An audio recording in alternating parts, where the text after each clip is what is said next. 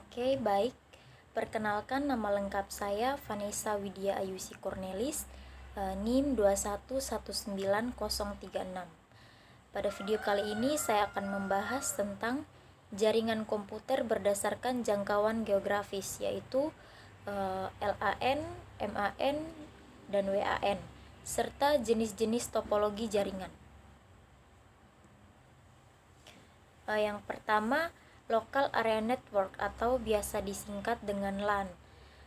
LAN ini memiliki skala jangkauan mencakup 1 km hingga 10 km dalam bentuk kabel, nirkabel maupun kombinasi keduanya. Nah, jaringan LAN ini umumnya juga disebut sebagai intranet ya.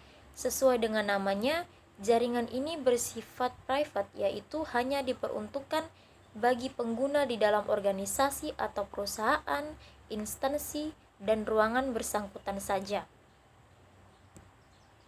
Yang berikut Metropolitan Area Network. Nah, atau MAN ya. MAN ini memiliki jarak jangkauan antara 10 km sampai 50 km. Dan jika kita lihat berdasarkan wilayah, maka luas wilayah MAN ini bisa mencakupi sebuah wilayah kota ya, yang di dalamnya terdapat gedung pemukiman. Yang berikut Wide Area Network atau WAN. WAN terdiri atas 2 atau lebih MAN di dalamnya, dan setiap MAN ini terdiri dari 2 atau lebih lagi LAN di dalamnya, sehingga dapat dikatakan bahwa WAN ini merupakan gabungan dari sebuah jaringan komputer yang berada dalam satu kawasan seluas sebuah negara ataupun benua. Komunikasi antar komputer dalam WAN menggunakan perangkat penghubung seperti router. Nah, fungsi router itu sendiri adalah untuk membantu di dalam merutekan jalur yang akan ditempuh oleh paket data dalam suatu proses transmisi paket data dan komunikasi antar komputer di dalam WAN tersebut. Kita akan membahas tentang topologi jaringan. Jadi, topologi jaringan ini dibagi dalam dua bentuk, yaitu secara fisik dan secara logik ya. Kita akan membahas secara fisik. Yang pertama, topologi busmes. Nah, topologi busmes ini merupakan topologi yang banyak dipergunakan pada masa penggunaan kabel sepaksi jamur. Kelebihannya yaitu harga pemasangan lebih murah bila dibandingkan dengan cara star. Cukup mudah apalagi kita ingin memperluas jaringan pada topologi bus. Kekurangannya, apabila terjadi kabel yang putus, semua komputer tidak dapat digunakan. Jadi tidak boleh ada satu kabel saja yang putus ya. Yang kedua, sering terjadi tabrakan file data yang dikirim. Dan untuk pengembangan ke arah yang lebih luas masih mengalami hambatan. Contohnya acara pada meeting kantor ya. Topologi star. Jadi, topologi star atau topologi bintang ini merupakan bentuk topologi jaringan yang berupa konvergensi dari node tengah ke setiap node atau pengguna. Kelebihannya, jika satu kabel node terputus, yang lainnya tidak akan terganggu ya teman-teman. Yang kedua, tahan terhadap lalu lintas jaringan yang sibuk. Yang ketiga, penambahan dan pengurangan stasiun dapat dilakukan dengan mudah. Lanjutan kekurangannya, yang pertama, jika node tengah mengalami kerusakan, maka seluruh rangkaiannya akan berhenti. Jadi pusatnya ada di node tengah ya. Jadi node tengah itu tidak boleh terganggu atau sampai mengalami kerusakan. Yang kedua, boros dalam pemakaian kabel. Yang ketiga, hook atau bagian tengah jadi elemen kritis karena kontrol yang terputus. Yang berikut topologi ring atau topologi cincin. Nah, topologi ini adalah topologi jaringan yang berbentuk rangkaian titik yang masing-masing terhubung ke dua titik lainnya, sehingga membentuk jalur melingkar membentuk ring atau cincin. Kelebihannya yaitu hemat kabel, tidak akan terjadi tabrakan pengiriman data, karena pada satu waktu hanya node yang dapat mengirimkan data.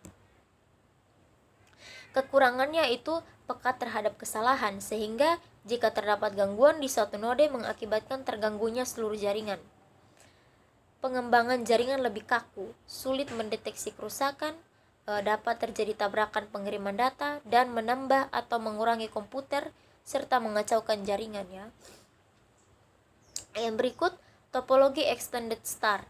Nah, topologi extended star ini adalah kombinasi karakteristik antara topologi star dan topologi bus. Kelebihannya dapat terbentuknya satu kelompok yang dibutuhkan pada setiap saat. Kekurangannya, apabila simpul yang lebih tinggi kemudian tidak berfungsi, maka kelompok lainnya juga menjadi tidak efektif atau mati. Dan cara kerja jaringan pohon ini relatif menjadi lambat ya. Cara kerjanya masih lambat, teman-teman. Yang berikut adalah topologi mesh. Topologi mesh ini adalah suatu topologi yang memang didesain untuk memiliki tingkat restorasi dengan berbagai alternatif rute atau penjaluran yang biasanya disiapkan dengan dukungan perangkat lunak atau software. Nah, kelebihannya relatif lebih mudah untuk dilakukan troubleshoot. Hubungan dedicated links menjamin data langsung dikirimkan ke komputer tujuan tanpa harus melalui komputer lainnya, sehingga dapat lebih cepat ya. Jadi kita tidak perlu memerlukan perantara untuk mengirimkan data tersebut. Kekurangannya yang pertama, membutuhkan banyak kabel, rumit, biaya yang lebih mahal, serta sulitnya pada saat melakukan instalasi dan melakukan konfigurasi ulang saat jumlah komputer dan peralatan yang terhubung semakin meningkat jumlahnya. Yang berikut topologi hibrid. Topologi hibrid ini merupakan kombinasi dari dua atau lebih topologi yang berbeda-beda ya. Kelebihannya yaitu menambah koneksi perangkat lainnya secara mudah ya. Kekurangannya, pengelolaannya yang sulit, biaya mahal dibandingkan topologi lainnya, serta instalasi dan konfigurasi topologi itu sulit. Jadi topologi hibrid ini biayanya lebih mahal dibandingkan topologi yang lainnya ya. Oke, yang berikut topologi hierarkikal. Topologi hierarkikal ini berbentuk seperti pohon bercabang yang terdiri dari komputer induk yang dihubungkan dengan simpul atau node lain secara berjenjang. Jadi jenjang yang lebih tinggi itu berfungsi sebagai pengatur kerja jenjang yang di bawahnya ya. Biasanya topologi ini digunakan oleh perusahaan besar atau lembaga yang mempunyai beberapa cabang daerah. Kelebihannya yaitu yang pertama, data terpusat secara hierarki sehingga manajemen data lebih baik dan mudah. Yang kedua, terkontrol dan mudah dikembangkan menjadi jaringan yang lebih luas.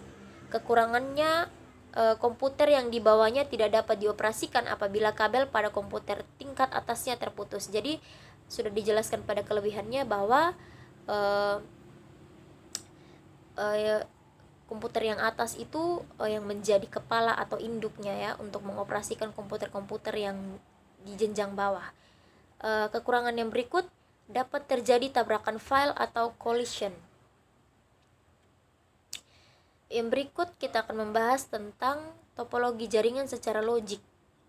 Ada beberapa jenisnya. Yang pertama itu Ethernet. Ethernet ini menggunakan metode access yang disebut CSMA atau CD, yaitu Carrier Sense Multiple Access atau Collision Detection ya. Sistem ini dapat memperhatikan setiap komputer ke dalam kabel dari network sebelum mengirimkan data ke dalamnya. Jadi kelebihannya itu kecepatan pengiriman data mencapai 100 Mbps hingga 1 Gbps. Cukup sederhana dan mudah dalam menggunakannya. Kekurangannya itu ada dua, sering terjadi tabrakan data pada saat menggunakannya, serta jika pemakaiannya ramai maka kecepatannya pun melambat ya. Yang berikut token ring. Token ring ini dikembangkan oleh IBM pada pertengahan tahun 1980. Hubungan komputer pada token terbentuk seperti cincin ya. Kelebihannya, menggunakan token passing untuk menghindari tabrakan data. Kecepatannya mencapai 16 Mbps. Menggunakan kabel fiber optik ya. Kekurangannya itu ada dua. Jika terdapat gangguan di suatu node, maka seluruh jaringan akan terganggu. Jadi salah satu node itu tidak boleh ada gangguan. Karena apabila itu terjadi, maka semua jaringan akan terganggu. Yang kedua adalah biaya yang mahal. Yang berikut adalah Local Talk, merupakan jaringan yang dikembangkan pertama kali oleh Apple Computer Inc. untuk komputer Macintosh. Metode yang digunakan oleh jaringan local talk disebut CSMA ya. Kelemahannya lambat dalam mengakses, sering terjadi tabrakan data, kecepatan hanya 230 kbps, dan menggunakan kabel TP khusus ya. Yang berikut, Fiber Distribute Data Interface. Nah, Fiber Distribute Data Interface ini adalah sebuah jaringan yang menghubungkan antara dua atau lebih jaringan bahkan pada jarak yang jauh.